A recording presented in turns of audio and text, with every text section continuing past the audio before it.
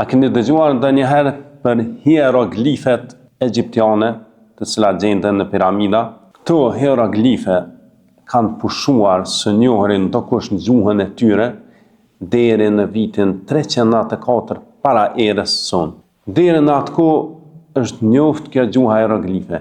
Prej vitit 394 para erës re e deri në vitin 1822 që një shkencëtar e deshifron gjuhën e hieroglife, askush nuk e ka njoft këtë gjuhë.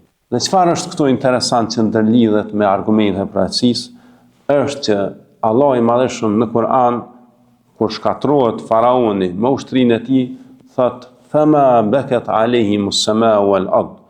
Për ta nuk ka qajtur as qielli e as toka.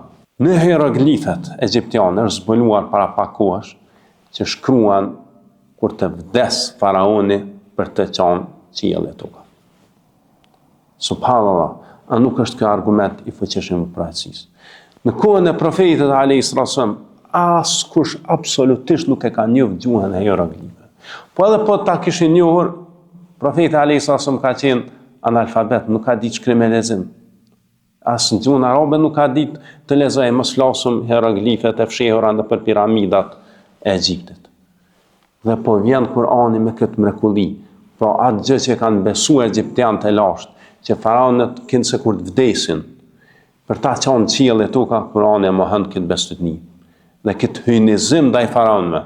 Dhe thot, për ta nuk ka qajtur as qielli as toka, kur Allah i ka shkatruar momentin kur detin e ka bashku.